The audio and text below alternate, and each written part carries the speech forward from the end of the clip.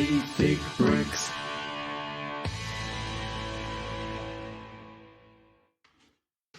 Hello, everybody, and welcome to Three Thick Bricks, a monthly podcast where we explore the wonderful musical world of Jethro Tull, album by album. I'm your co-host, Robin, and I'm joined on the moon by Brent and Adrian. I'm the one wearing a codpiece on the outside of my spacesuit. How are we, guys? Good. Over. Alive and well, thank you. Alive and well, living in the moon. Well, yeah, I'm almost living. Well, since this is space themed, I thought I should say that I'm A-OK. Foreshadowing, are we? Foreshadowing, but not yet at apogee. It's very, very, very nice. I like the codpiece. Yeah. Robin, I presume that's a high-tech, hard, vacuum-rated EVA codpiece that you're wearing there. Yes, it is. It's a small step. It's a small step for man, but it's a huge step for me. Yes. It's not the size. Not the size that matters. Well, you know, I want people to be able to see it with the telescope from Earth. You know. Oh, okay, right. Not a microscope. Okay, so what are we here to talk about? So we've reached the 70s. Yes. Oh. Yeah. A whole new decade. Whoa. Although I think 1969 was actually a bit more exciting. But anyway. It always is. It always is. Yes. The war in Vietnam was continuing, so at least something was continuing on from the previous decade. And Cambodia got involved, so that was great. Yes, the most bombed country on the planet, I think. Yeah, once Richard Nixon got his ideas into gear. Adrian, do you have anything more cheerful? Positive? Yes, yep. So we were talking about space. Japan joined in the space race, which USA and the USSR were very active in. And all the astronauts didn't die on Apollo 13. They got back safely, which was good because, that was...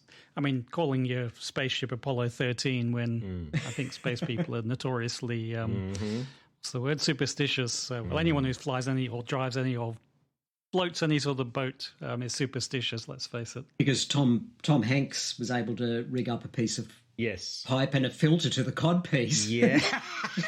Yep. And you guys will be all over this. It's very important news for you. The first hip replacement was conducted. Well, hence the word hip, right? Things were hip. Yeah, yes. We were only going to get excited when we reached the year where Viagra was invented.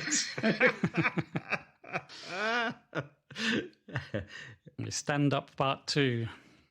And on the music front, it was the end variously for Jimi Hendrix, Janis Joplin, the Beatles, and Simon and Garfunkel. So quite a few headliners going down one way or the other. Yes, in various ways. Yes. Yeah. But in better news, Isle of Wight Festival, over 600,000 people. 600,000 people. 600,000 hippies fucking in the bushes. Exactly. Lest we forget. On one island. Yep, and Jethro Tull played there, as we know, I think it's quite appropriate. They're on the last day, sandwiched between the Moody Blues and Jimi Hendrix, which kind of is their, that's their position in the world. It's pretty appropriate, I think. Well, musically, maybe at this stage it was. Who benefits? That's the question we might have been asking after the Isle of Wight Festival, but it was the name of Jethro Tull's new album, started recording in September 1969, and took him just over 6 months, so obviously practice wasn't improving that. It could have been because I think it was Glenn Cornick saying he found the previous albums a bit staged and he wanted more, is like session musicians all getting together and recording, and he wanted more of a organic, natural sound. So that maybe why it took them a bit longer, because they actually had to sort of perform it all live together more so than before. They were touring very heavily, and this was leading into their greatest period of success. They were big in the US. Big in Texas, and which will be relevant to our discussion of this album, I have no doubt. But I kind of felt like they were recording in between tour commitments, so I wonder if it took that long because they were really touring heavily. might have been throughout just this exhausted. period. The other thing that's incredible for me is, I mean, in just 2 years, we've gone from This Was to Benefit. But the other thing that astounded me was Ian Anderson was 22 when he wrote Benefit, when he wrote the lyrics. 22. Now, there's some of the songs I think reflect the fact he was 22, but I'm astounded at the level. The maturity, the emotional maturity. There's some very fine lyrics in later albums. There's no question, but the emotional maturity that he displays here is really, I think, at its and it will never be that way again. I think because of what this album says. I think this album is a turning point, and he actually states in this album why things change. So which we will, I'm sure, discuss at the appropriate juncture at great length. So. It's definitely broadly speaking, it's not as accessible. I mean, I can see why Stand Up did so well. This is not as an accessible album. It's much darker. It's much heavier, and the lyrics are much more dense. It rewards repeated listening for sure. And I'm not surprised that critically people weren't too overly positive about it when it first came out. Yes, I was interested, and I've hunted down a review in a little-known magazine called Rolling Stone. Have you guys heard of that? No, is that named after the band? Is it? No, yes. So it's a biblical reference. I think. Yeah. Anyway, this was written at the time of the album came out in 1970 by a fellow named Jack Shadoyan. And it's only 3 paragraphs long, and I'm not sure if you can call it a review, but I think he was pretty fond of his thesaurus. Right. And, It's. I'm not very fond of Jethro Tull. No, I might read out some of the. There's some juicy bits in there. Oh, well, Robin. Yep. I don't know. It's a bit rough going, so I don't. Do we need a safe word or something before I do this? No, go for it. You're good. Okay. Yeah. So these are just some juicy quotes. The thing's 3 paragraphs long, and he managed to get all of this in there. Wow. Pretty lame and dumb, sluggish bore, rock music, dispirited and mechanical, creaks stiffly, barren derivative material, wooden delivery, inexpressibly commonplace, close to vile. Cold, noisy, insensitive execution, vapid, irremediable Paul, flaccid jazz, and blatant mediocrity. That is I just want to say bullshit. I just want to say, I've got something to say. Look, this was written 51 years ago, so Jack may no longer be with us, and the chances, even if he is, that he's listening to this podcast are slim. But just in case, and I mean this to be helpful, Jack, your elbow is the bendy thing in the middle of your arm, and your ass is the thing with a crack in it just above your legs. To be fair, he wasn't alone in finding this album heavy going. There was, and I think particularly was not critically acclaimed. No, and I think a lot of people found particularly the lyrical content of Benefit challenging at the time, because it's. It's dark and it's detailed, and and on some songs it's straightforward, but on other songs it's not. So I can see, I can sort of see why some people wouldn't like it, but I think it's held up. But even Ian Anderson himself says it's an oddball album. Like even he doesn't think of it in a positive way. So I think it's one of their best albums. I've always liked it. I didn't. When I was younger, I wanted power and accessible music, and this was not that, even though I could appreciate it. So I certainly appreciated things like Aqualung and Stand Up more. But I think it definitely stands up on its own merits, and particularly thematically. And yes, it's got a much more subdued tone, and it's much more reflective and introspective than those albums. And I think that's probably something that it's easier to appreciate as a mature listener.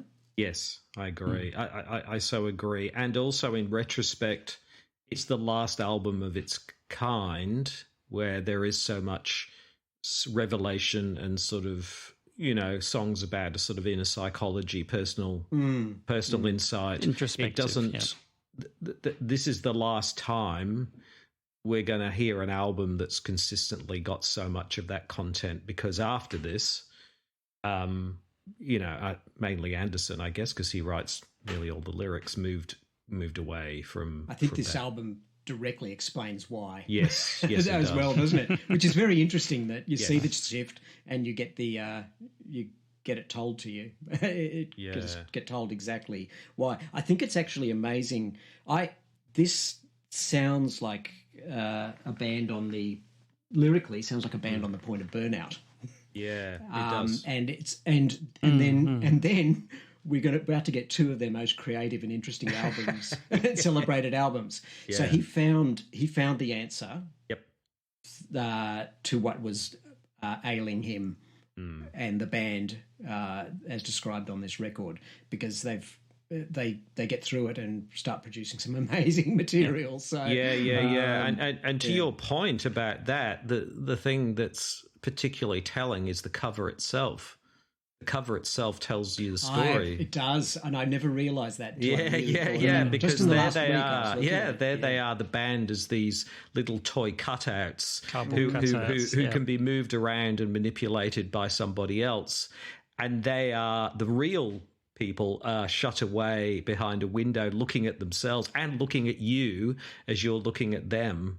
And so there's this very much this sort of idea, like you said, this burnout. We're not the people you see on the stage, and we're kind of trapped in this sort of endless cycle of work, and it's not who we are, and we are not necessarily the people you see on stage. There's very much it's a very deliberate iconography and imagery that they use. And on the back, of course, it's just them looking directly at you.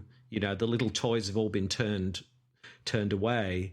And I think I said with stand-up, very kaleidoscopic. I think this is more focused from a thematic perspective and interest. And I think from a musical perspective, it's more integrated.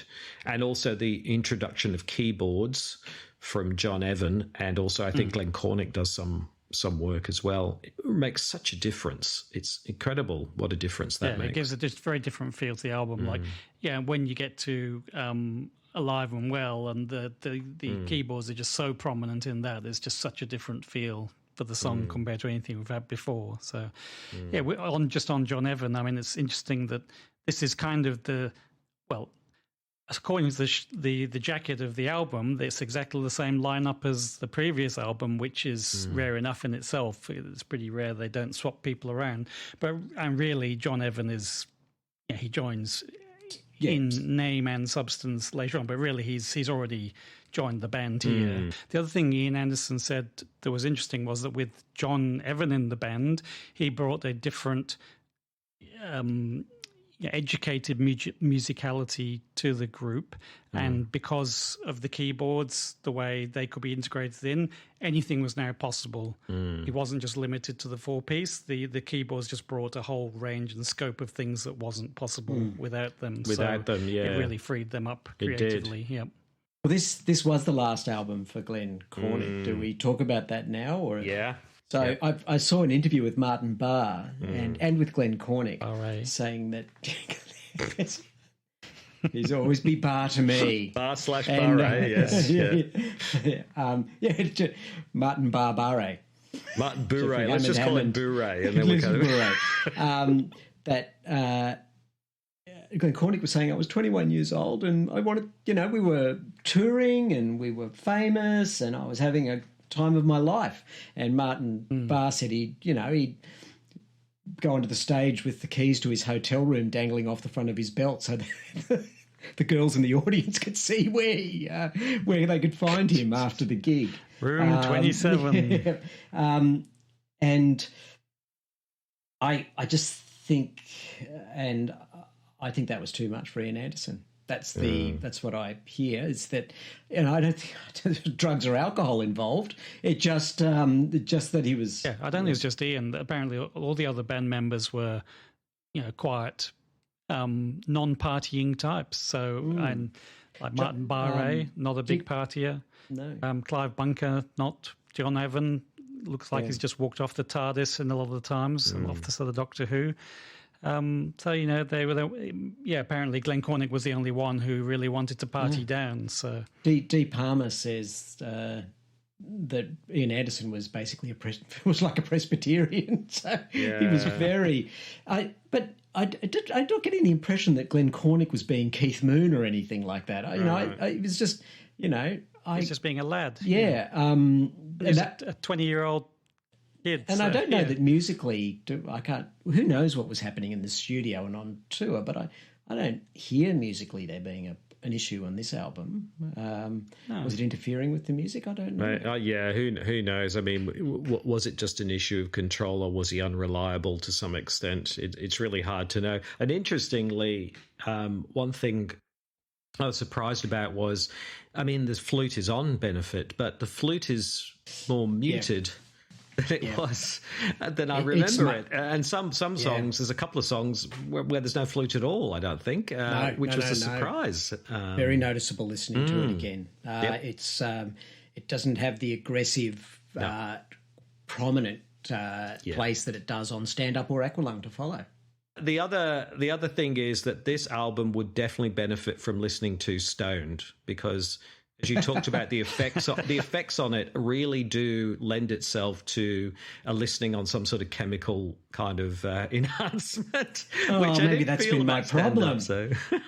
Which is ironic, given some obvious, what we said about Ian Anderson's aversion to such things, and some of the things that were indeed said about some of the songs. So again, we'll get to that. Well, whatever the critics said about it, it was certainly well received by the fans. It got to number 3 in the UK and number 11 in the US, and it was the first Tull record to sell more than 1 million copies. So all those are that's pretty good numbers. I suspect that was off the back of their touring. I think they toured themselves into the ground, and I think that had a lot to do with their success in the US. This is pre-internet, obviously, and visibility for a band meant playing live, and they went hard in the US, really did, and they got very popular. But they had a career out of solidly performing and putting out material, whereas in this early stage they were the thing.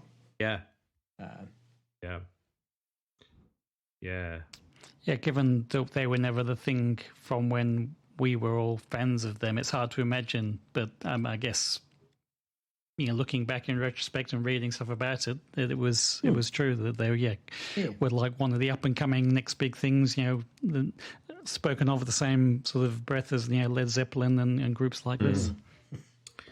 Yeah, but it's really interesting you make that point, Adrian, because with a Benefit you could see a branching path. They could have ended up just being another heavy metal band or a heavy rock band, like a Cream, like a Deep Purple, like a Grand Funk Railroad or whatever. But they didn't. So it's interesting that this is a fork in the road. They could have gone down that path, but they ended up going down a very different path ultimately. And this feels like at this moment in the Benefit, they could have gone down just a very, rock, guitar-based, sort of band, like a lot of other bands, but they didn't. They went, after this, they started going into quite a different direction. It's very, very interesting to me that this doesn't feel as rocky to me as Stand Up and Aqualung, even though you say it's obviously guitar-based.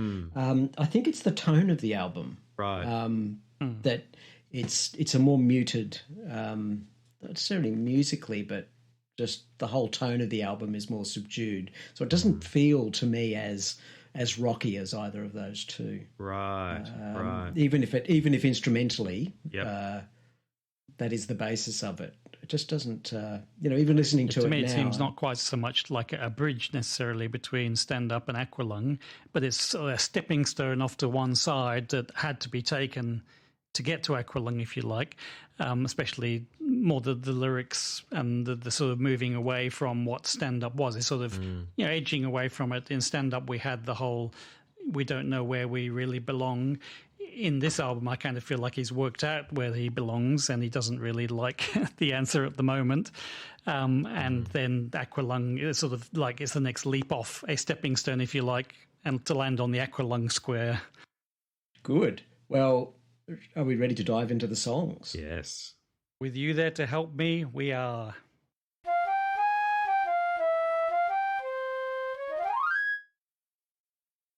So, with you there to help me. Geez, this is a long song, isn't it?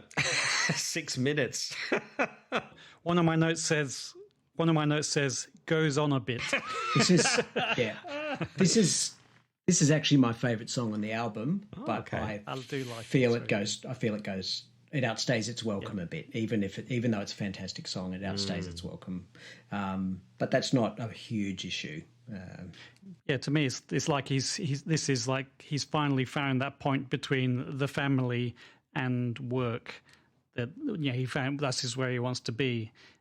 With the people he sort of knows and loves who are there to help him rather than who are there for some other purpose. So this is like the middle ground. I don't think those people are his family. No, I don't think those people. No. That's what I'm saying.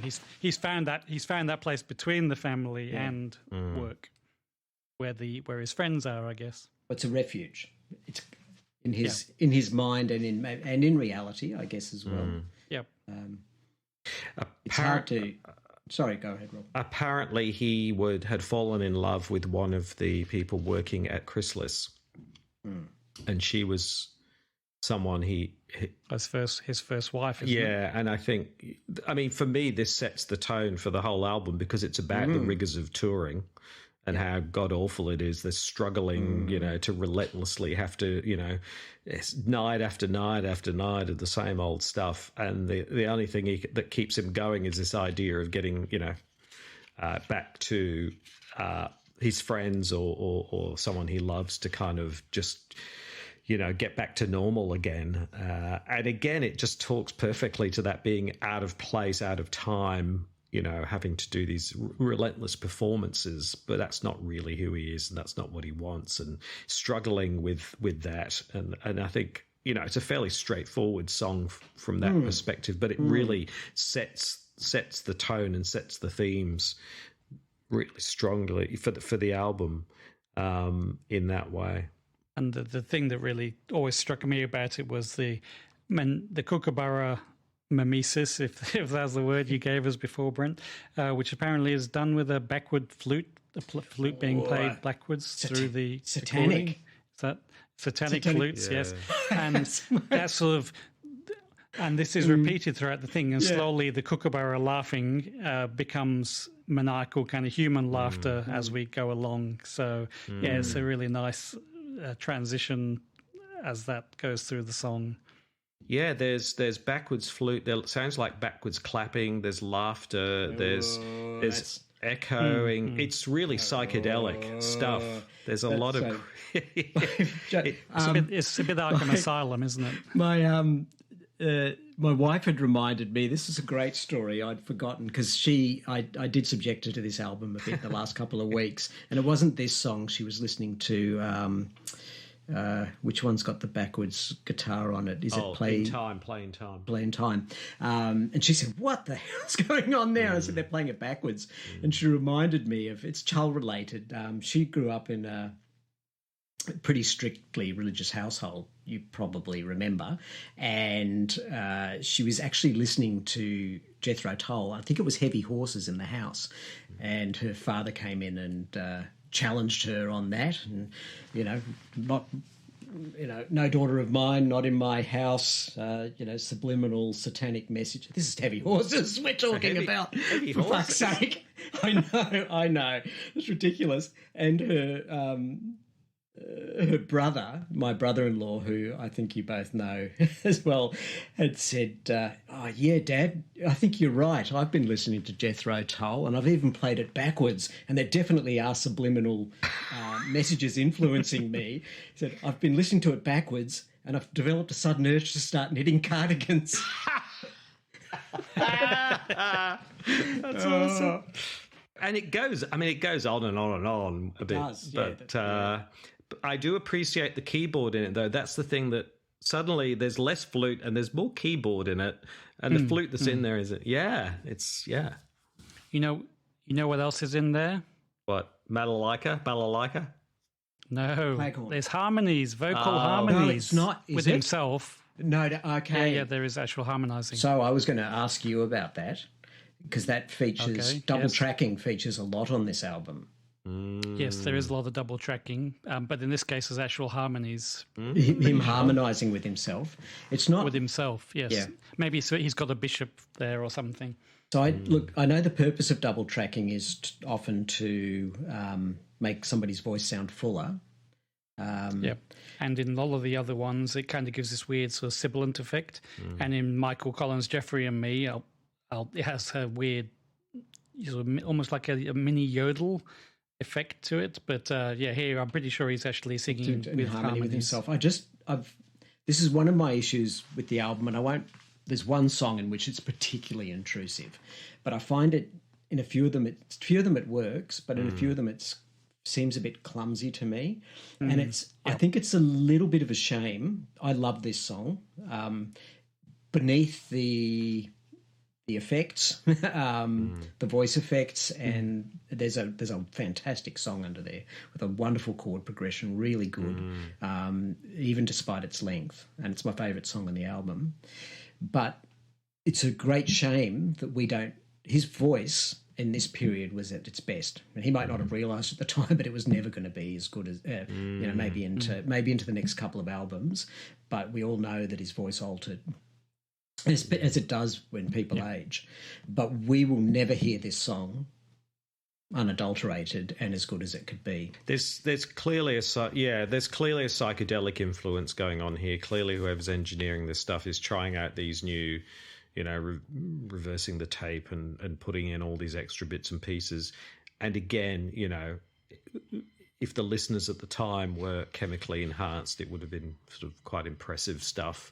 But like you say, it's a bit dated, and like you say, it tends to layer a whole lot of unnecessary stuff onto like you say, an acoustic version of this would probably be great. It's an unplugged version or something. But like that. we won't. No, it doesn't exist, which is a huge shame. Yeah. It's a great way to start the album, though. I think it really kind of sets, and the guitar in it and everything. It really kind of gets things going, and no. It's and it's unusual as well. It really kind of go, whoa, what's going on here? What's all this stuff going on? It's got some amazing lyrics. The first stanza is just very evocative, isn't it? Great. Oh, absolutely. Burning fate. Dusty pavements, burning feet. Yes. Yeah.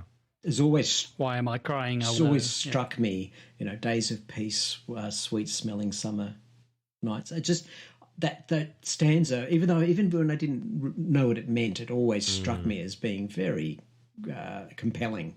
So it's a great start to the album. Languorous and quiet in those bits, and then goes the da da da da da into the the bridge is. I love the bridge. Yeah. No. Yeah. So do we have? Nothing to say? No, nothing to say. Let's move on. I don't believe that, Robin. Well, I would like to start with this because I really like this song. But the first thing is that the title is completely ironic. Because for someone with nothing to say, he's got an awful lot to bloody say. And the other thing that's interesting about this song is that the music is subservient to the lyrics. He really wants to make very clear lyrical points here. He really wants to make some, and the points are sort of, they're obvious. He's, in a way, because this is the price you pay for being famous. Everybody wants your opinion on everything. They want to know, and they want someone to tell them what to do. And this is Ian Anderson saying, no, I'm not a guru. I don't have the answers. And you know what? Even if I had the answers, I've worked really hard to get there. You've got to get there in your own way, and I'm not going to do it for you. You've got to follow the journey that I've been on to understand what it was I would say. So yeah. And it's interesting because at first I thought there's an arrogance to this song. It was almost when I thought about it, it's really in your face because a lot of musicians sort of pride themselves on sharing insights and sort of giving people revelation. And Ian Anderson is clearly saying, no. I'm not going to do that. And moving forward, he doesn't do that. And in a way, he's sort of saying, I'm not a spokesperson for a generation. I'm not going to tell you what to do. And if I do, I'm going to get into trouble for it anyway. there's going to be backlash anyway. So I'm just not going to do it. I'm going to stop doing it enough. I'm just not going to say anything, and it's better that I don't. I was interested. I went your way 10 years ago. What does that mean? It was only. That again, that just means that he was 12. He's been through and lived. No, well, he's being old and wise before his time, I guess. But basically, he's saying that if you're going to understand what I'm saying, you have to have lived my life and my experience. Otherwise, it doesn't mean the same to you as it does to me. And this is the problem. And his verse here, it's all very lyrical and poetic. And there's some amazing sort of lines in here, I think, and you could pick out pretty much any one of the lines. But the problem with poetry is that you write it and it means something to you, but the minute it's out in the world, it's read by whoever, and you can't control what they take from it. Neither should you. People read like the lyrics to this song, and it might mean something completely different to you to what you intended, but that's okay. That's art. That's what it's supposed to all be about. So I think there's elements of that kind of wrapped up in here too. And this, unless you've walked in my shoes and lived my life, you don't really know what I'm thinking, and I can't explain it to you in terms you can understand. But it is shocking. I have to say, I still find this song shocking. I find it shocking because E. Anderson is singing directly to someone like me, and he is basically saying, "I've got nothing to say to you." No. I don't think so. I think he's saying, "I've got nothing to tell you. If you ask me, just listen to the music. I'm telling you what I need to tell you there." Yeah, and he says that directly in a later song that I feel is linked to this one. So I don't think he's being. I think he's saying you can't ask more of me. I'm telling you what you need to hear. Yeah. I've given you what you gave them. I see. Yeah. I know. I don't. I take it that he's not going to, like, he's saying, a bit like what Adrian said. You have to walk in my shoes. But the reason it's shocking is, but that's what I'm saying. You cannot walk in his shoes, yes. So that's not an option. Exactly. So you can only walk your way. So you're like your own parallel paths or whatever. Because you can't find those lace-up calfskin boots anywhere. No, that's right. It's interesting. We're sitting here analysing him and what he's said and what he might say. So we're actually ironic, participating in this. I think I think there's a great irony with music is that as music appreciators, particularly if music really appeals to you, you feel a connection to the artist through a strong connection, particularly if the music is really has a strong effect on you. You feel a connection. I guess the step he's saying you can't go beyond is that you feel that connection with the music because that's what I've given to you. But it's like the actor behind. It's the same as the album cover. It's like an actor portraying a part.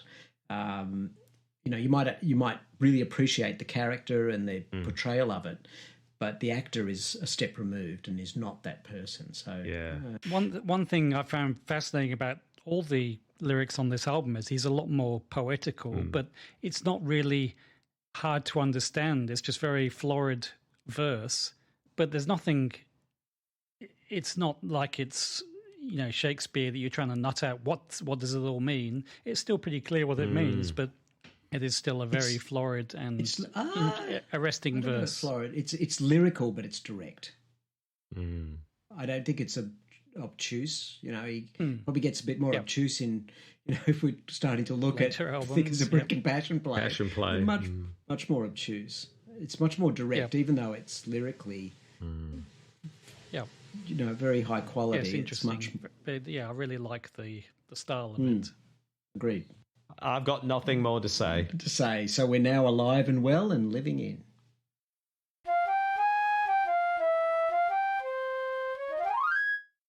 First thing with this, as I mentioned before, is just the piano straight away just hits you as like it doesn't in any other songs. It just anchors this song so strongly, and it's just really such a warm, very calming kind of feel to it, isn't it? Yeah, it's really it's a really nice way to start the song off. I love this song. It's a great song. In fact, it's one of my most favourite Jethro Tull songs of all time. Oh, there you go. Well, we should let you speak more to it, Robin, because I might talk a bit about what I think. There are some aspects that he's saying, but I still don't quite know what this song is about. Well, before Robin gets into it, maybe I'll say my piece. Oh, go for it, Adrian. With go the for love it. of the song, can do it. So, is it just me, or is it just whenever I hear, especially that bridge bit with the mentally I sing along, alive and well and living in the past. No. Is that just me that did that's that? just- So you never thought alive and well and living in the past? Because living in the past is the next. I always did. kind of made I did sense. because I always sung that out loud. Yes. So Okay. No, So that's probably I never. yes. No, I've got to, never. Oh, you're obviously lagging behind in your Yeah, understanding, yes, Brent. What can truly. I say? You're not living in the past. You're a man of the future. But to me, it sort of speaks of like this, like a comfortable old love between these two people.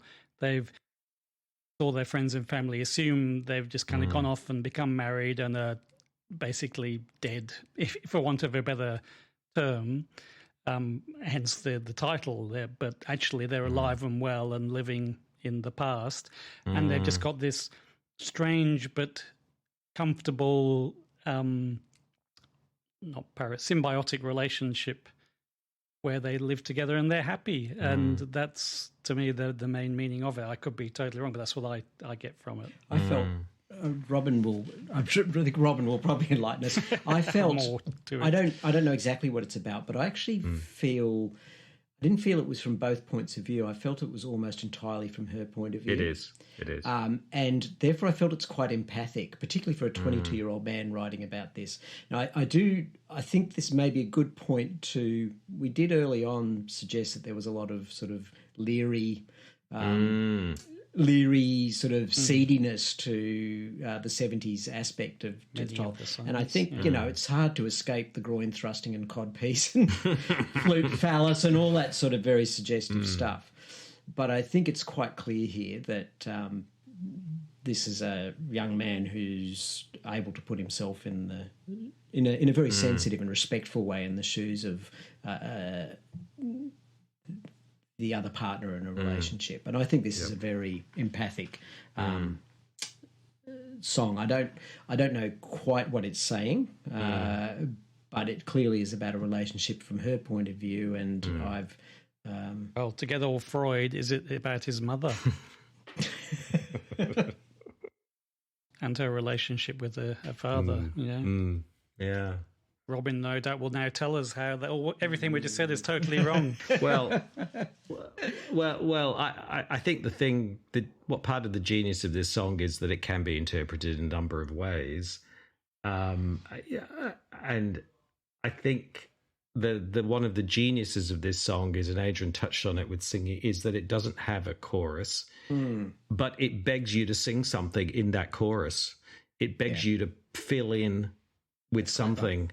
And Adrian did exactly that in that way, alive and well and living in the past.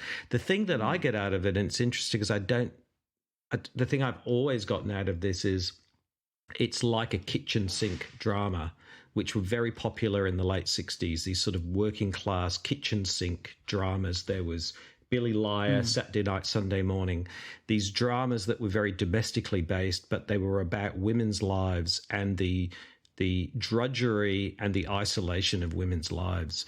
And like you said, Brent, You can almost feel the sepia. yeah, Can't you? and as you said, Brent, this is from the woman's point of view, and there's an empathy here, but there's nothing positive in this for me. This is about a woman whose life is empty. This is about a woman whose life is isolated, and is sort of in service to this man needs. and his partner's needs. There's an invisibility, and there would have been literally millions of women in the United Kingdom at this time who would have lived these sorts of lives. And so it's an incredibly sad song because there's no opportunity. It's not like there's a light at the end of the tunnel. The way he just said, "Oh, there'll always be," it's like, it's not like it's always going to be this way. And there's no reason to, it's very English and there's no reason to complain. Nothing to fear here. They always will be. It's just devastating from my perspective because it's nothing's going to change. She's still going to be listening to him, you know, if he feels like crying in another 30 years. And so it's not about violence or mistreatment in a domestic sense. It's about this sort of invisibility that so many women would have experienced. And so it's a very beautiful but a very sort of melancholy song. There's a melancholy air to it. That's very well. That's interesting. Thank you. It's I don't find it as I don't read the same negative connotations in quite that you do. Again, I feel like they've kind of worn each other down like hills, and it's now just there's nothing to fear. Yeah, it's all just comfortable and yes, maybe not exciting, but you know, who is married for 40 years and has lots of excitement. No, but I see what Robin's saying, and if she feels like dancing, no one will know. When he says he doesn't want to be alone, she's there. Yep. The other thing about John Evan is, I just realised I made a note of this. I mean, obviously the song, I don't know, but it starts with these sort of chords that are quite low. But he does this thing on this and other songs that it's almost like a rainfall-y, tinkly style of playing. And that is very much like Bill Evans, the legendary jazz piano player. If you hear him on... Well, they've got the same voice, same name. Yeah. If you hear Bill Evans play on some of the tracks on A Kind of Blue by Miles Davis, they have that almost like a kind of cascading rainfall-y effect. Like a golden shower of notes.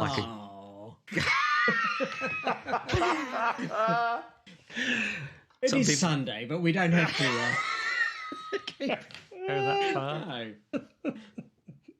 No. Well, I suppose. Yeah, but that kind of... Well, it's tinkling. Yeah, that kind of, I don't know, it's hard to, like sort of water cascading over a waterfall or something. Into a toilet. That's great. Well, yes.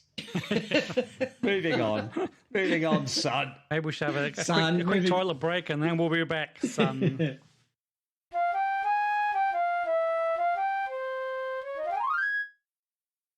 Are we ready to get into Sun? It does stand out for me because it's just so hilariously funny. I just find it really, really funny. And we know that he's probably not funny from his point of view because we've heard about his sort of issues with his father and whatever. But yeah, I just find it really amusing. And it's interesting because there's kind of echoes here of Cat Stevens and his Father and Son song, which came out the year before, interestingly. But a very different feel and a very different take on the father-son relationship to what we have here. And, of course, there's Brent's favourite band, Mike and the Mechanics, with their Living Years song, which I know is a big Brent favourite. I thought Mr. was his favourite. But it's just the pettiness and unself-awareness of the father that really just makes me laugh every time. The whole, you can't borrow that because that's for the races and doesn't grow on trees. It just cracks me up every single time because it's just the way he expresses that in the voice is just so perfect. And it's just so combines metaphors. Mixes metaphors there. And from the father's point of view, it's just such a petty thing. And then, of course, later on, it's the son, you better apologise. And I know you've only turned 30, but if you're good, then we'll buy you a bike. It's just such grand hypocrisy. And the father's lines are all very, stern and aggressive sounding. Whereas the son suddenly gets all sort of floaty and ethereal, and he's off in his mind palace, sort of with all these wonderful things happening, trying to block out what his father's doing to him, I guess. Is that what, I couldn't quite work out what the acoustic interlude was or why it was there. Yeah, it's the son thinking. Okay. So, so that's my take on it. Every time I find it funnier than Fat Men, so there you go. You can't say they're better. All right. I don't. Yeah, I have to say I don't. It is. There's some wit in the lyrics, but I actually find it quite bitter. Yes. A bit that too. Doesn't stop it being hilarious. No. No. I know, but I find it a bit too bitter. I find it too bitter for this album because I know he's expressing some not traumatic, but at least disturbing emotional concepts in the rest of the album. But it's done in a much more measured way. This is angry, and it doesn't. And musically, that I don't think the anger produced is as good as a very similar song thematically, which is "Thousand Mothers" on the previous album, where the anger drives a great song. This musically just doesn't fit for me. It's jarring. It's not. I don't find it good. It fits. It doesn't fit thematically on this album. It might fit on stand up. I'm glad it's not on stand up. Personally, I have to say and still listening to it now, it feels out of place on this album, and it's probably musically it's the least. I find it the least satisfying song on this album. Yeah, it's obviously a hugely dysfunctional relationship between the father and the son. I mean, just the whole permission to breathe. I mean, that's just summed up by that from both sides. Like the fact that the son has to ask permission, and the fact that the father dismisses it with such. Yes. So I think that's the reason I find it funny, I think, is because you have to find it funny, because if you take it too seriously, it's quite disturbing. I mean, it's a classic generation gap, and I think in those days, the generation gap was huge. The thing, I'm very neutral about it. I think the problem for me is that there's not enough back and forth. I think if the son and the father had more of a, even if it was antagonistic, had more of a dialogue. But it doesn't. The son's part is only one part of it, and the rest of it is sort of this sort of angry sort of father sort of piece, right? There's not enough of that backing and forthing for it to be satisfying. But that's the whole point, isn't it? That there is no back and forth. Well, maybe, but I think. I mean, there is that bit where it's like more the harpsichord piano, and he's sort of talking about his feelings. And I wish there'd been more of that to balance out against the aggression of the father. But it feels weirdly, even though it's about the son, it feels weirdly one-sided. We hear a lot about the father. I wanted to hear more. Well, it's not really about the son, is it? No, but I wanted to hear more about the son as a counterpoint. So there's not enough of that for it to be satisfying. And so I feel like it wasn't developed enough. I would like to see an album with like all the like Fat Man, there's some of the other funny in inverted commas tracks on it, so that they could all be there together, and I wouldn't have to listen to them again. That would work out perfectly. They could go where no one else ever had to see them. Finishing with astronomy. Astronomy. I don't know that. I'm sure I'll. We'll keep it under wraps till later. Oh, okay. All right. Too funny. Astronomy is not that bad. Astronomy. Speaking of at least it doesn't have a fade out. Well, this one doesn't have a fade. Speaking of which, though. Sorry, Brent. Oh, are we segueing? I thought the astronomy was a segue. Wait, is this about space? This song? Oh my God! I thought it was about the Irish freedom fighter. I thought it was about. I was assuming it was about the drink in his codpiece. This is clearly about Irish nationalism. This one. It's clearly about a visit to a cocktail bar. Who doesn't love a Michael Collins? Delicious. What is it? Rum, vodka, and I don't know. So, for Michael Collins, Jeffrey, and me.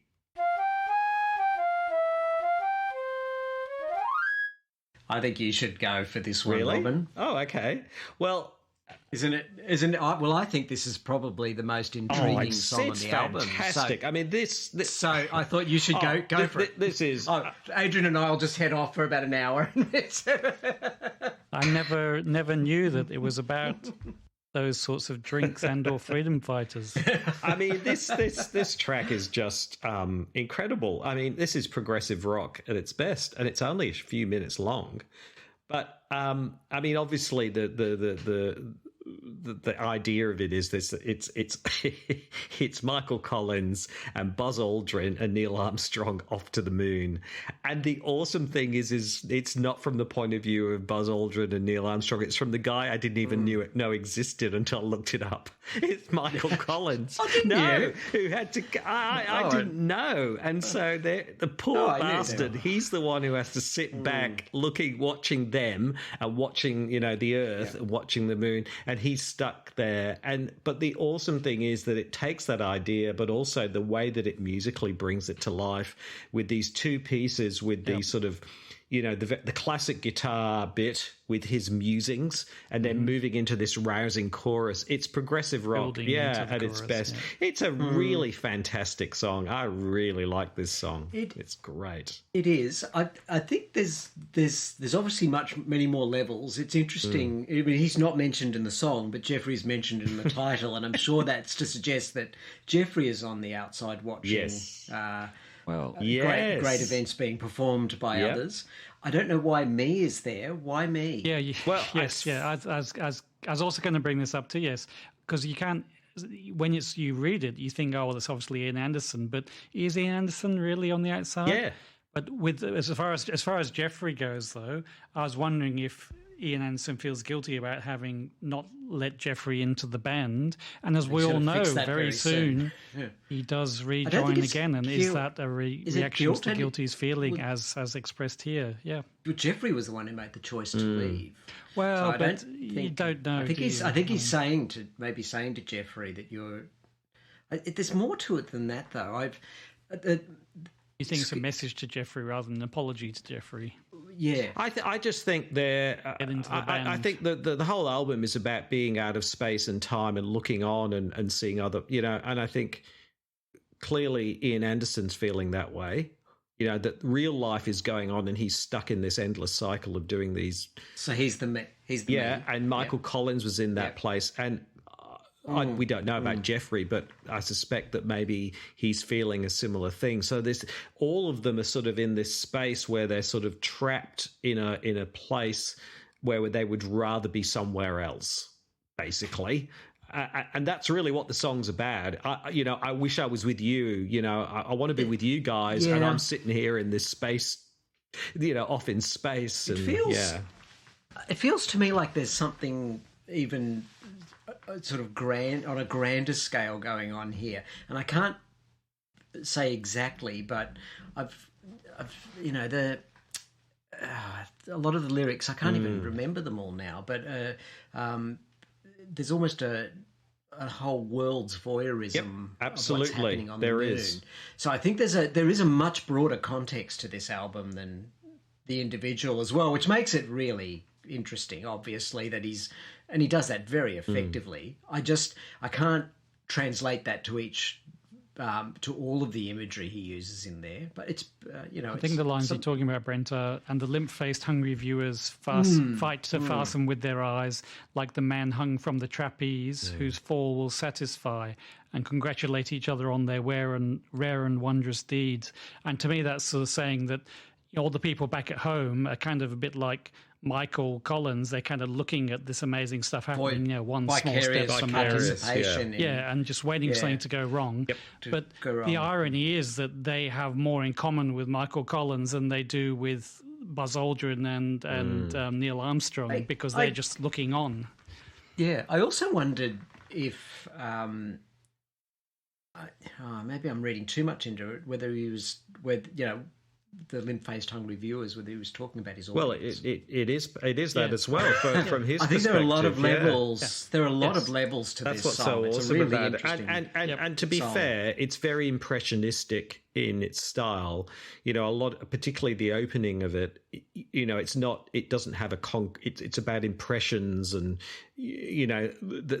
almost like images and things flashing by in his. So this is Ian Anderson really having a go at a sort of a much more fluid way of expressing things rather than sort of a more concrete reality, if you like.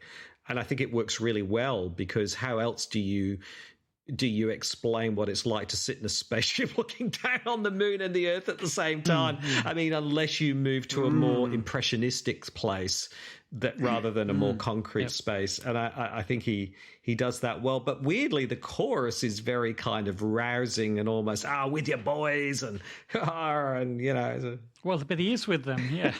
And he's part of the team that's made it possible. So without him there, they can't do it. Yeah, I find that musically. So this song, the opening, that beautiful, slow, almost classical guitar, those first few lines, watery eyes of the last dying seconds, blue reflections, mute and dim, that you almost hold your breath. I mean, that is some of the most hauntingly beautiful stuff musically that he's ever written. And the chorus, I just wish it wasn't there. I find, it might stylistically, it might make sense. And, you were saying that it's, as far as progressive rock, but it's such a hauntingly beautiful verse. This swinging, rocking chorus. Yeah. I just feel that it feels out of place. And this could have been one of the most hauntingly beautiful songs he ever wrote. And you might say it still is.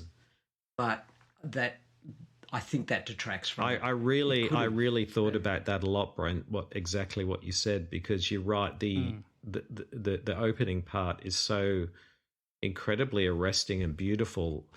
The thing I came to was that it makes sense in the context of the song, because the beautiful bits with the classical guitar and his sort of higher voice and these wonderful lyrics are his internal experience.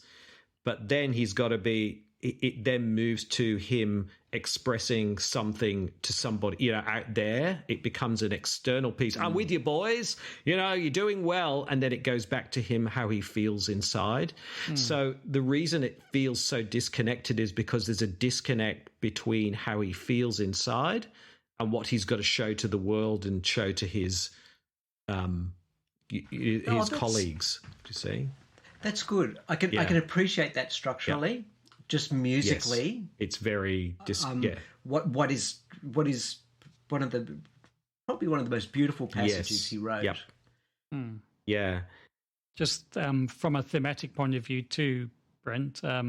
He's in orbit around the moon, so he's literally going from this sort of light side to the dark side of the moon business. So he's got all this time where he's got this internal reflection, but then once he gets around the light side again, he's back in contact with them. His game face has to be on. He has to be there for them. So okay. I know. Isn't that's still maybe it could have been expressed some other way. I just musically, I would have loved there to be a different way to have done it.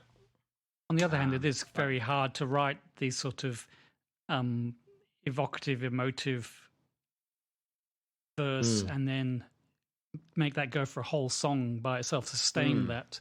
Well, so maybe it was just too difficult. I don't know, because he certainly, what he did when he wanted to write brief, haunting acoustic pieces later is he just made them very, very short. Exactly. Like With You There to Help Me. Exactly. It's not like, on Preston platform, do you shuffle that? I'm with you, boys! Da-da-da-da, in the pub! And, So I think maybe, this was a first stab at this kind of more progressive, more story. I mean, it really is kind of storytelling in a kind of quite a complex and sophisticated way. But you're right. The problem is that from a music perspective, it's very jarring between the two. Well, it builds into it, so yeah. I don't know. I can see where Brent's coming from, but I think because of the things I just mentioned and the fact that it builds into it and then dives back to it, I think it makes a good contrast. It makes sense. There is for a listening aspect to me that I would have loved to. Yeah, that's fair enough. Have something that was a little less contrasting with that. Gorgeous. Yeah, it is incredible, so. Isn't it? And that end bit where he goes walking with you, and it's just him saying that sounds so desolate. Yeah, I know. It's a even with that disappointment that I've got, it's a wonderful song. Yeah. It's one of the highlights of this album. And early on, it's got my favourite lines from the whole album on, which is, "And the blind and lusty lovers of the great eternal lie go on believing nothing, since something has to die." I mean, that just, to me, is, incredibly good, and probably means very different things to very different people. Like, I can imagine it means one thing to me, and then someone else who I think it's said about, but think it means the same applied to me. It's quite a... Yeah, quite we were a talking clever about line. how direct his lyrics were. They're not in this, but that makes it stand out, does. actually. There are many layers, I think, of interpretation and many different perspectives that you could read into this song. Well, it's... I think we're spinning further and further down a vortex of navel gazing. Let's cry ourselves a song, shall we?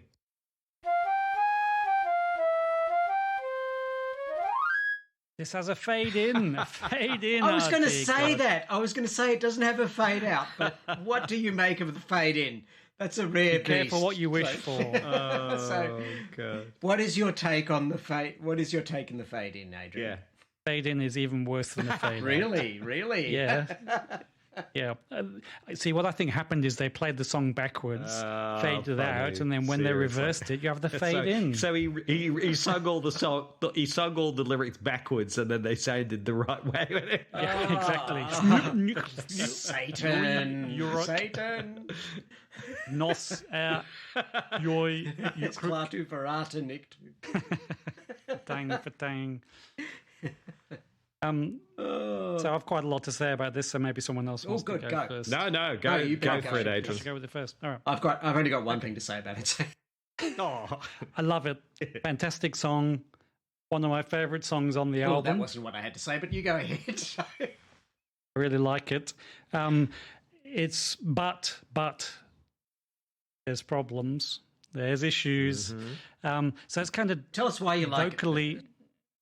Well, it's just musically. I never actually bothered listening to the lyrics, so musically, I just sort of sing along. And the cry you were song bit's kind of like a bird's cry with this sort of weird voice reverb thing, and I just really enjoyed it back in the day, and that's still sort of come through to me now. But then you actually read the lyrics, and you go, "Wait a minute, this is totally." The feel of the song, which is right, so dark and fraught with this sort of bird cry voice he's sort of using, it's just about like hanging around in airports and coming home to his main squeeze and everything's happy.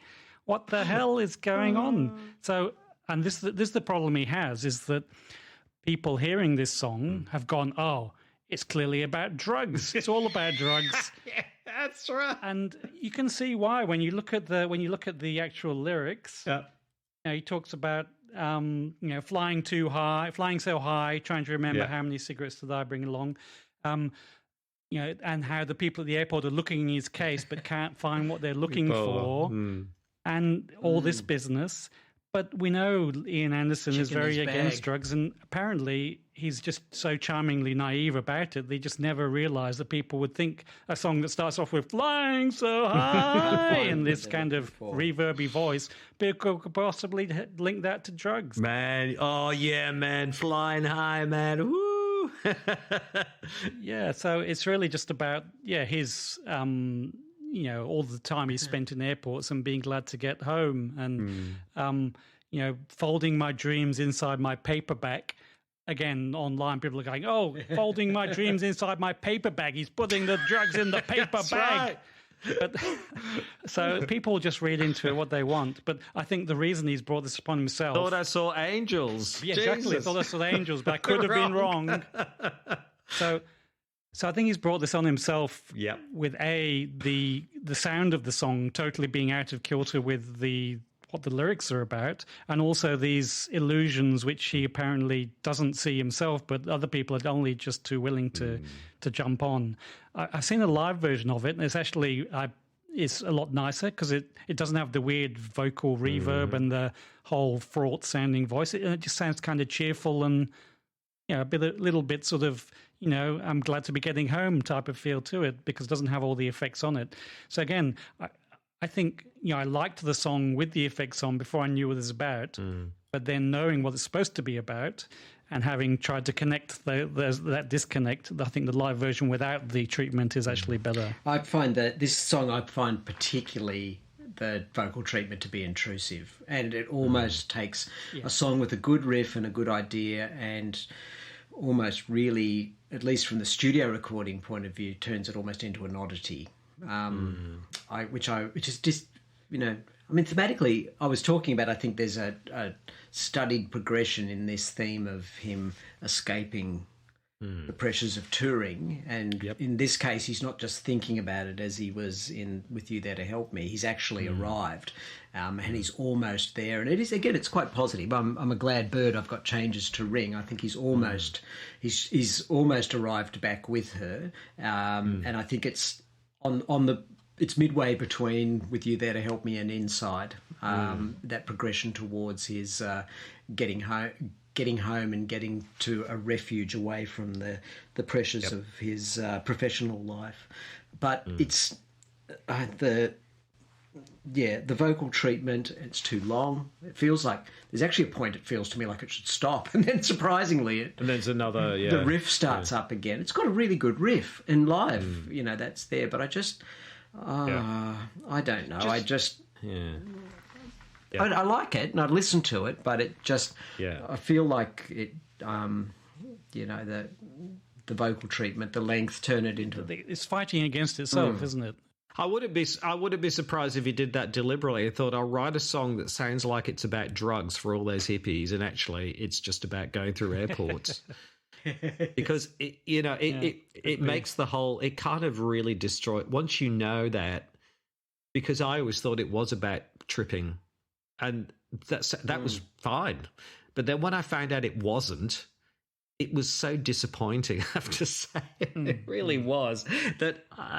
Because like you say, it's then overproduced in a sense. So I think you're right. I think maybe the people who put it together kind of played up the drugs part because that would have been attractive to the listening audience.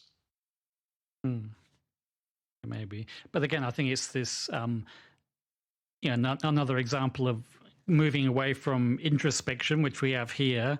And he, again, never really writes a song like this again, where, it's like from his point of view and his experience. Because, again, maybe it got the way it got accepted once it was out in the real world. So, yeah. Oh, there we go. Well, so maybe it wasn't time for to cry you a song. There's a time for everything.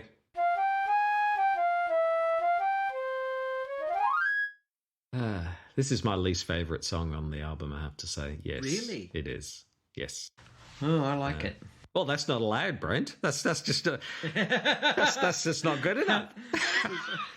Maybe once we've explained to you what's wrong with it, you'll change your mind. Well, you've changed my mind on there's no fillers, so you've already changed my mind on that. So why don't you like it, Robin? It's a very pessimistic song. I mean, the way I read the lyrics is this is someone looking back on their life and with a great deal of regret. And I it's not that people don't do that, but I'm not sure that if Ian Anderson is it though. Well, that's the way, because he's saying I was missing what time could bring, as in he's sort of looking back and saying, when I was young, I thought I was wasting my life, but now that I've got to be old, I realised that there's lots of benefits to growing older as well, and I'd been missing that as I went along. Okay. I'd been missing what time could bring. I've been missing what time could bring might be, and I'm filled with tears. And maybe I didn't realise that time would bring me so quickly to this place, and I missed. Yeah, that's definitely That's definitely how and the thing is, I feel that if Ian Anderson wrote that today, well, he wouldn't write that kind of song today. And I feel like this is a perspective from someone who's 22 looking at what it's like to be old. And I get it. I get it, because now I'm older. I really am glad that I'm older. But I can, at 22, looking at some people being older, I pitied them. That's right. Maybe. Exactly. You were missing what time could bring. Okay.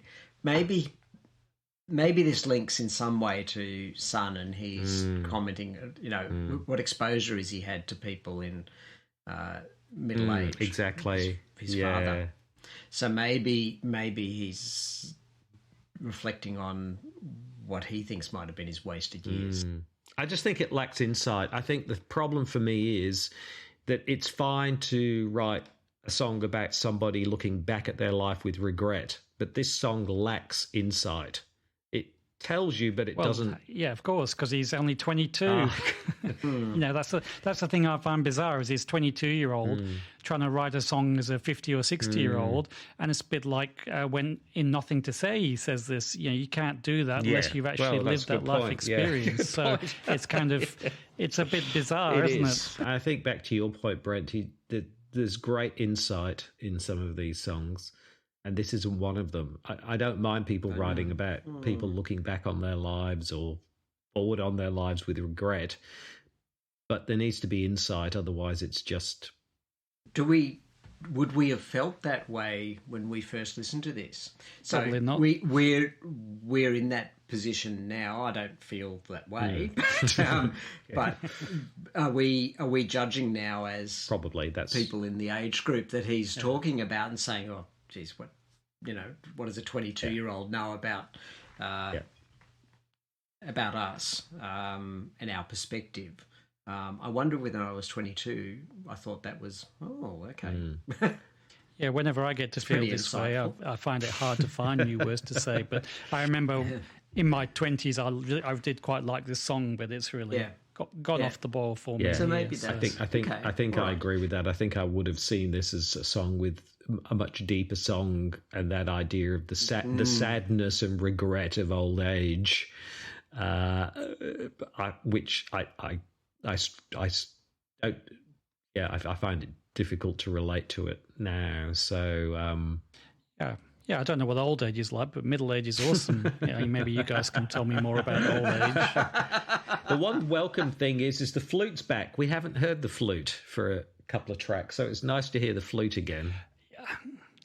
Yeah, but as I say, that kind of made it feel like it was kind of stuck in there. It's like, how can we make a Jethro Tull pastiche song? I know, let's chuck a bit of flute in. So, again, it kind of, because it was so rare on this album, it kind of almost suddenly stood out because like, oh, shit, that's right, flutes, Jethro Tull is,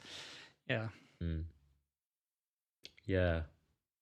So I like dark, pessimistic songs, but not ones that just kind of wallow in the pessimism without any insight, basically. No, I'll accept that.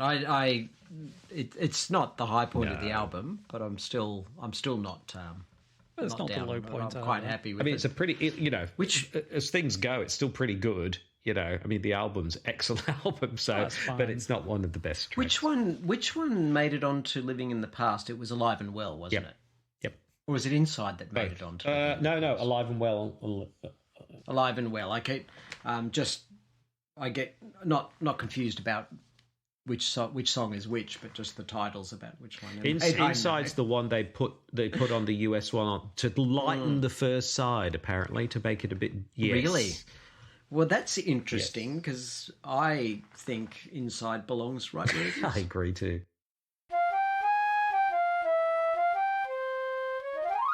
I think I was talking about the progression. I think this is intentional. So I think with you there to help me is the beginning. Cry You a Song is the actual arrival, and Inside is having arrived and being there and in the space. And I think that's so. Whatever they did for the American release, I think screwed that up. That's awesome. I feel like it was intentional. Yeah, that's great. Thought of that's brilliant. It's the lockdown song as well. Yeah. I don't know. It was very great foresight on 2021.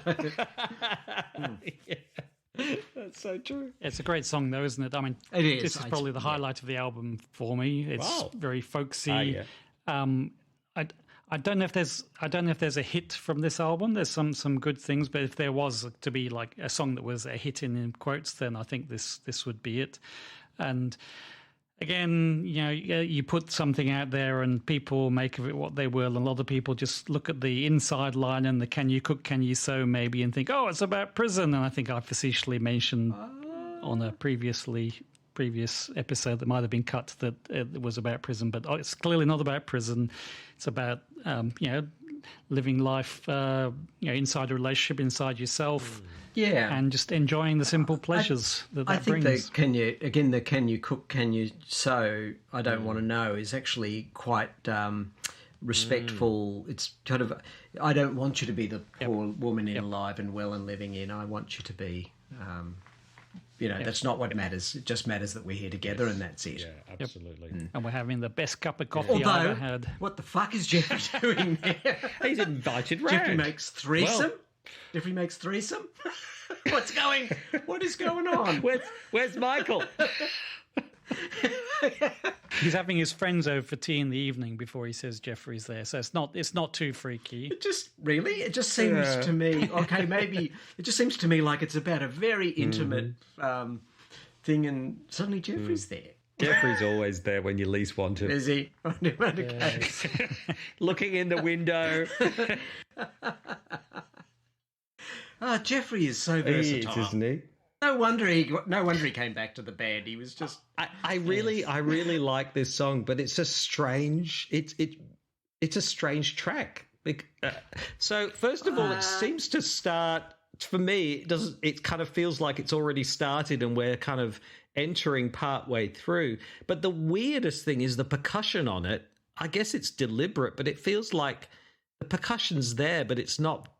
It's kind of not there like you normally expect the percussion to be. It's very sparse and unusual. It's just a very soft and gentle song. It is unusual from that perspective. The percussion's really kind of strange, isn't it? Do you mean it's? I'm trying to remember it. Sorry. Do you mean it's? It's kind of just a bit of tapping or slapping in the background. Too soft, or it's not. Right. It's not full on drumming or. No, I think this song is about domestic comfort and safety, basically, and just and warmth, and I think that gentle patter. No, I'm just going for what you described because I can't actually remember I'd have to go back and listen to it, which I will do after this. But I think that just is probably underlines the gentle rhythm of life back in sort of domestic bliss. The very muted percussion represents like the hustle and bustle of normal life, loud, difficult normal life, and it's very muted because once you're inside and relaxed and with your main squeeze, then it's very faint. You only just hear it very faintly outside the walls of your sanctum. Or is it Jeffrey scratching to get in? Your contraception's here, like the cat, Let me in.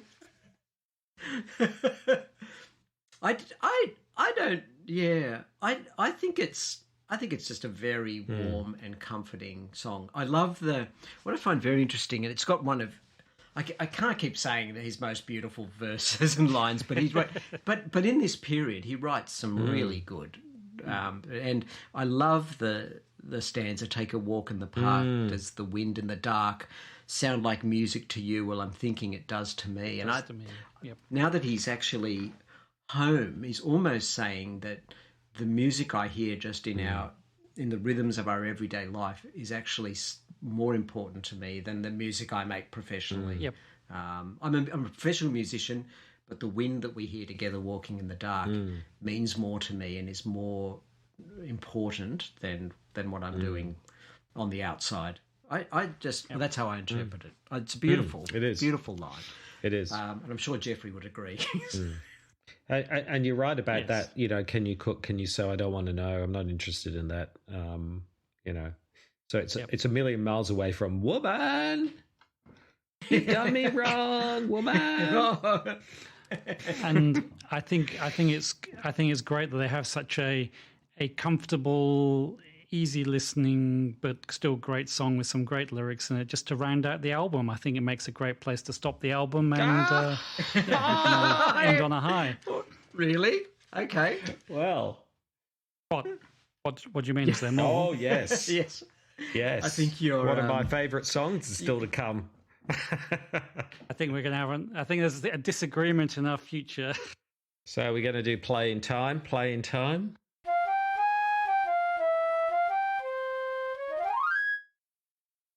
Thematically, I actually find this thematically very interesting.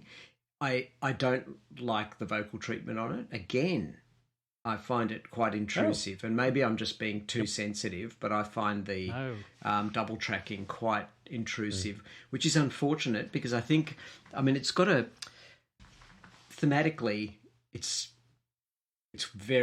I think it's a progression of what he was saying in Nothing to Say.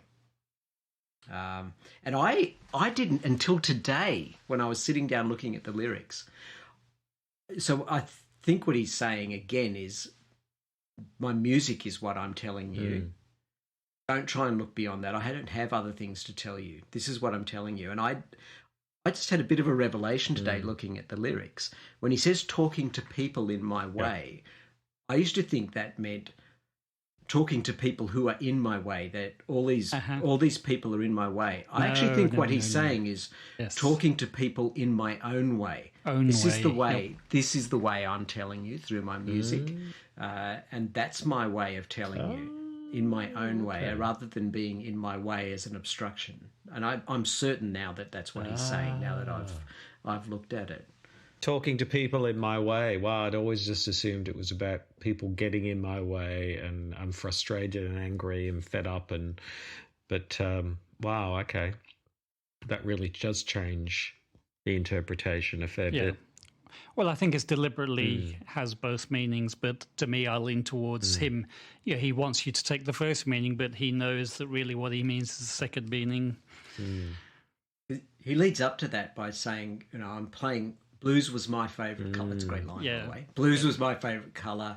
Now I'm singing. I looked around and found another song that I felt like singing. And that's basically he's describing, isn't it? Singing what must be played, what must be sung. So, and that's what I'm singing. So when he says trying so hard to reach you, it's not necessarily about I'm sick of this, I want to get home to you. This could be trying so hard to reach you, the audience. I'm trying to get through to you with what I'm trying to say to you in my own way. Wow. And you're not listening, but this is what I'm trying to get through. Which has, actually, this makes me.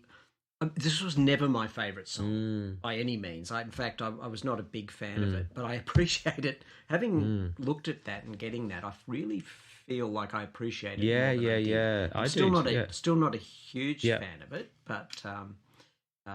The weird vocal treatment of things I find a bit detracting. Yeah, it's a bit discordant and ugly, and it's got the time stretching with the guitars, which make it sound weird too. Well, that's the point, though, isn't it? That's the third layer of interpretation, because the song is called "Play in Time." It's playing with time signatures, because there's different time signatures. The guitar is sped up and slowed down, so it's actually that's also why it's called Play in Time.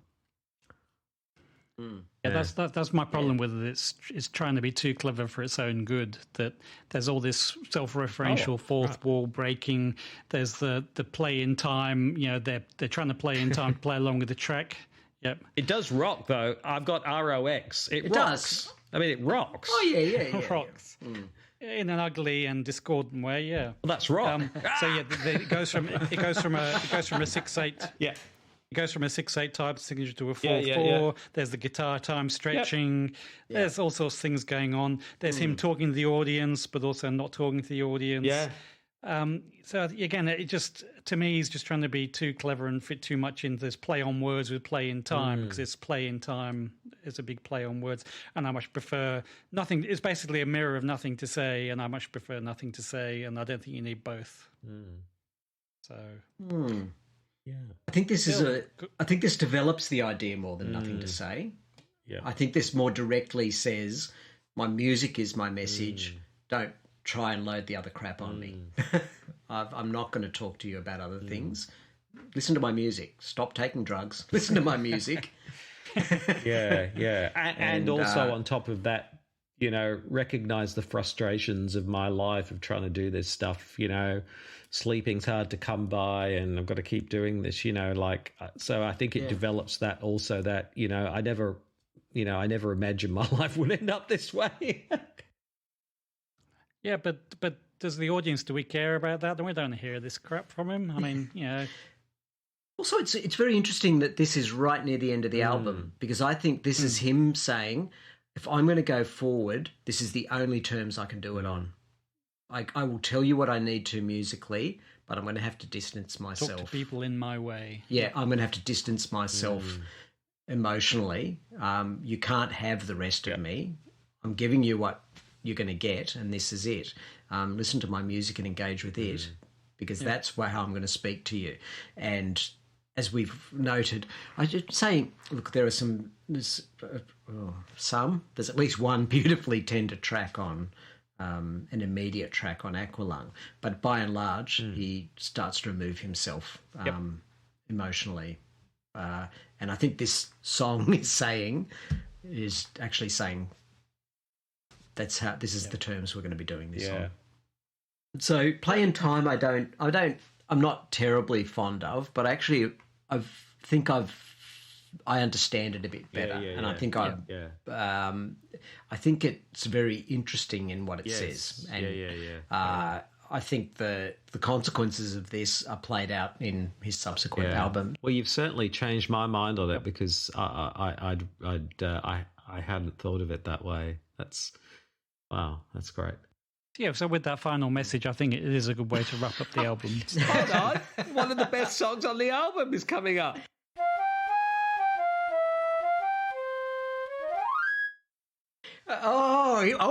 You better tell us about that. This is one a 5 out of 5 for me. Saucity?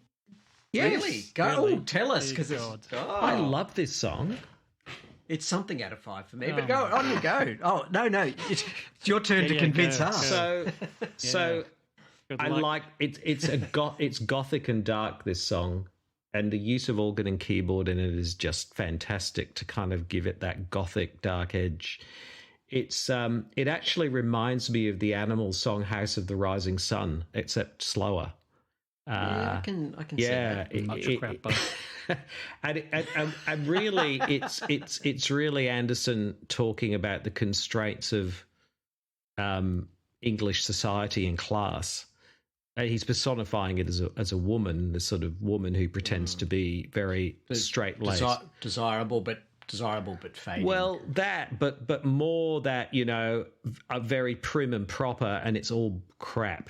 It's all just a veneer, and so I really and he doesn't buy it for a second, and it's really a little bit like Sun, but in a much more sophisticated way. It's him chafing against the British class society that he's supposed to comply with, and he's not going to do it. But the way he's done it is unlike in Sun, which is quite crass, is to use this personification, this allegory with this very dark gothic overlay. Should I just give a slightly less glowing appraisal until you actually take really the open up on takedown? the barrels, I think musically, I love the feeling of it, which as you've said, Robin. No, but I also like his guitar work in it. I really appreciate it. I don't hate this song, but I think it's a little too clever, and it's a little clumsy. And I mean, Saucity? Is that a real name? No, it's a play on society. It is, but that's a clumsy play because it's a made up name. And I just feel it's just a little bit too clever trying to do that. And I can see what he's doing musically. I think it's great, but I just think it's a little. He's just overreaching a bit with it. I actually really, I love to listen to it. I love the mood of it, just as you've suggested. I love his guitar work on it, but I just think it's a little bit ham-fisted. Is my feeling. But I appreciate what you're saying and what he was trying to do and how it marries with the music, but I just think it's a little bit. And I think it's a really good point you make there, because I think he takes this idea on Aqualung and things and refines it, using sort of characters and bringing those characters to life to also then make comments about society, you know what I mean? Like Aqualung, for example, which we'll obviously talk more about. So I think you're right, this is a first attempt at that, and I think he develops that further. Yeah. I'm not being too critical, because I think I can see what he's attempting to do, and musically it's very I like it. Yeah. But it's embarrassing and ham-fisted, and as you say, if it's trying to do a similar thing to Aqualung, it's not even chalk and cheese, it's chalk and dirt. I mean, Sosti is an actual name. It's just quite a rare name. Oh, is it? But just because, yes, it's sort of or do children start naming their daughters possibly Sosti after this song? Yeah, well, that's true. Yeah. Just because a woman's name is Sosti, a rare name, and it sounds vaguely like society, doesn't mean it's a good idea to suddenly write a whole bloody song about it. And, he has a bit of a habit of doing this. There's like, I've got this slightly amusing idea /hook/title. I'm going to write a whole song about it. Yes, kissing Willie, I'm looking at you. And it ends up inevitably just being a terrible, terrible idea. And this is no exception. That's kind of that. I don't think it's Kissing Willie, because I think that as a. No, I think Kissing Willie is better than this. That's kind of. That's cleverer than this is. This is really? Sexist twaddle. This is sexist twaddle to the highest degree. I'm trying to conflate the whole of society with some sort of aging woman. And it's just complete nonsense and bollocks, and I'm having none of it. The whole of society back in the 70s is not dictated by this sort of aging woman model that he's trying to sort of foist it on. It's a bloody patriarchy from top to bottom. And it is really I find it incredibly objectionable, and I really dislike it. Oh wow! Okay. I just think it's clumsy. I think Kissing Willie's puerile. A lot worse than that. Really? Yes, it's puerile. It's puerile, but it's at least that's the worst can be said for it. I don't think it works as well as he intended, but I don't feel quite that strongly about it. So I think you need the last word. To, Alive and Well and Living In, and as we said before, the treatment of the woman character in that, if you like. It's hard to believe that these are written by the same person. Well, I think if the song was about a woman, then I think it would be out of character for Anderson, and I agree with you. But it's not. That's the thing. So I've read a piece about, I think it's from Anderson, about what this song is about, and it's not about a woman at all. He's personifying British class society. Now, he could have personified... Yeah, but he's personifying it in another way.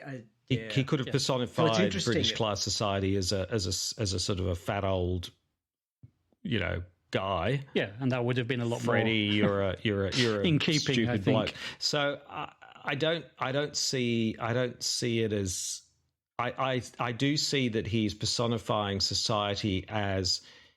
So what he's doing is he's saying British society is like a woman who pretends or projects being prim and proper. But the thing I really love about it is the mood. And the thing is, again, it says more about the person singing it than the object of it. A little bit like the song in Stand Up we were on This Was. It is a very moody, dark track that's very problematic. And indeed, British society was very problematic. So I think it's the mood of it I like. I mean, The House of the Rising Sun, I like that song, even though it's about a whorehouse. There's something there's a kind of a pathos about it, and a sort of tragic quality about House of the Rising Sun as well. And yes, it's not a particularly nice subject, but they both have that kind of tragic, gothic element to them, which I appreciate. So yeah. Yep. Yeah, and it is interesting because even back in my early 20s, when I didn't necessarily have the left-wing sensibilities that I have now, it was my least favourite song on the album by far. Even then, I don't really know why that is, and it's musically it's okay, but yeah, I prefer the other ones on it musically, I guess. I understand what you're saying about having this gothic feel in the organ, sort of giving it that, and it has a very certain vibe to it, but I guess it just didn't musically speak to me as much as the other more hard rocking ones, or the other more beautiful songs on here. So, or I'm just a completely sexist bastard, and I just love the song because of that. Oh no, I don't think so. I think his choice is clumsy. Yeah, but I don't think it's sort of invidious or it'd be interesting to see. I haven't listened to Cross-Eyed Mary in 30 years. I'll be interested. I don't know how I'm going to. I'm probably more worried about listening to those, but it'd be interesting as a counterpoint to see how that comes across compared to this sort of song. So. And it has to be remembered that we've expressed on some previous songs, he's not trying to make comfortable music. So it's not a comfortable album. I mean, it's not an album, apart from Inside, it's not an album brimming with comfort. Compared to Stand Up, it's not particularly. It's not meant to be. So yeah. But I accept that it's probably not the most. There is some clumsiness to it, which I think he refines on Aqualung. I think you're right.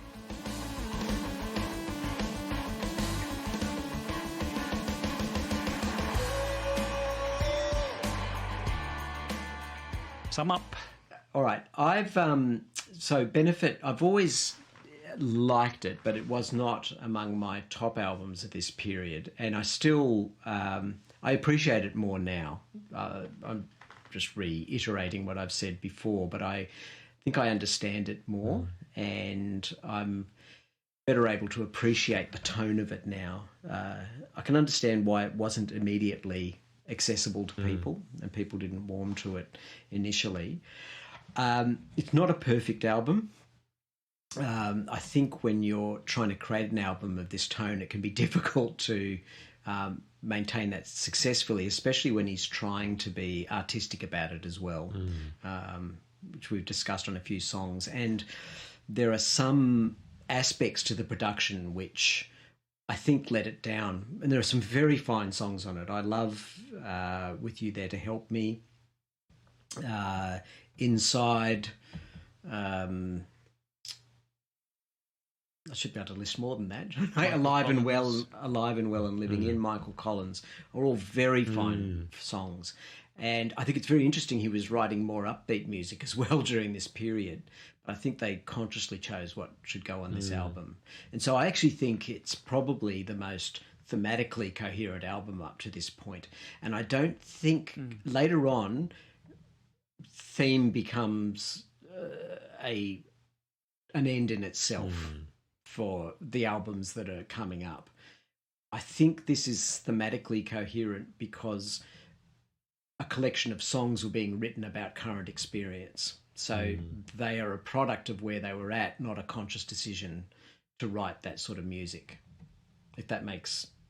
To create an album of songs that were all on a similar theme. I think he was writing songs about what were happening. I actually find that more satisfying than the very studied and maybe not artificial, but the very... or contrived, that's not fair either, but it might be for some of the albums.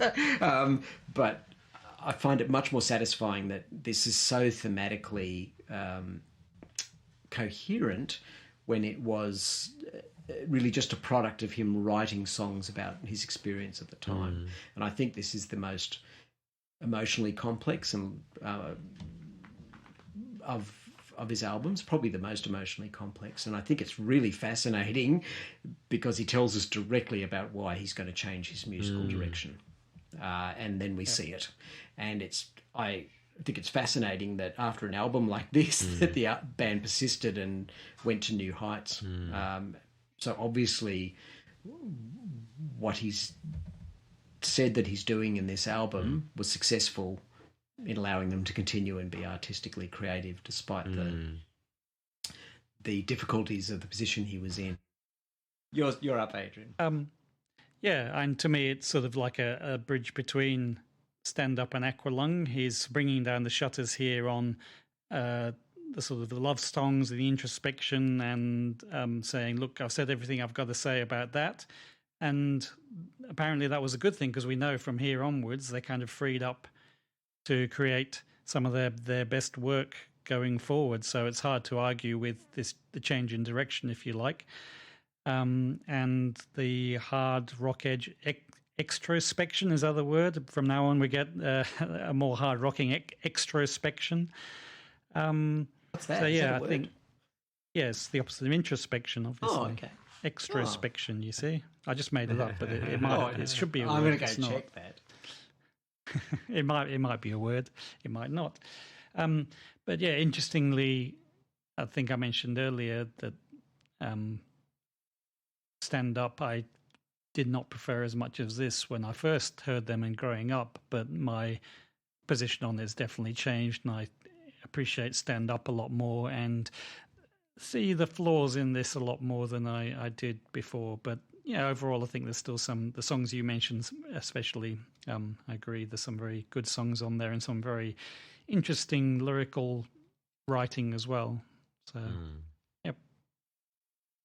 And then, of course, there's other songs which, as you may have gathered from my small rant about them, I was not a big fan of. So. The House of the Rising Sun, was that one of them?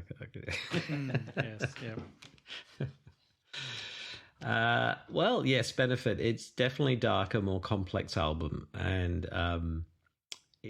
it's one of those albums that benefits from repeated listening, I think, and careful attention. So it's not a light breezy album to dinner party kind of thing. It doesn't really work in that way.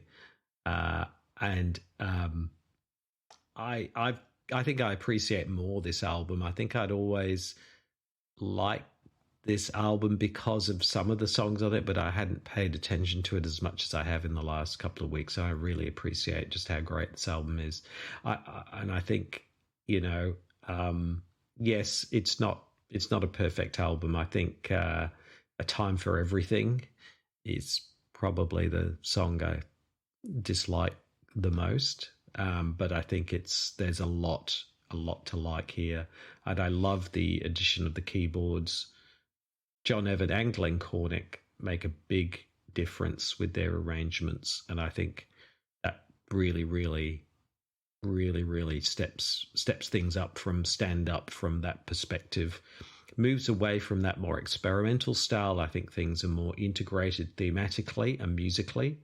And I think that's really welcome. And it has one of my all-time favourite Tull songs on it, so Alive and Well and Living In. So that alone, although that is on Living in the Past as well. So for me, it's that integration I think I talked about with Stand Up. That was just a little bit too kaleidoscopic for me. Benefit is more focused and more integrated from a thematic and musical sense, I think. So I really appreciate that. Jeffrey time? All right. I'm going to give it 4 out of 5 Jeffreys. It's a wonderful album, but it's not perfect. And it's not a regular listening album for me, although I love some of the songs on it are among my favourites. As a whole, it loses to Jeffrey for some of its production and some of the songs on it. Adrian. Yeah, I'm really torn on it. I think depending on the day, I could give it 2 to 4 Jeffreys. So I guess we're going to average out about 3 Jeffreys, which is interesting because before we started this, I'd have said, I just snap decision. I'd have said 4 Jeffreys out of 5. I love it. So the love has definitely with more introspection and thinking about the the album and looking into more detail, I guess some of the shine has worn off for me, interestingly. Yeah, I can't give it 5 Jeffreys because it's not perfect, but it's not far off for me. So 4.5. I think we've all benefited from that discussion. I'm Adrian. And I'm Brent. And I'm Robin. Cheerio. See ya. See you next time. So thank you very much for listening.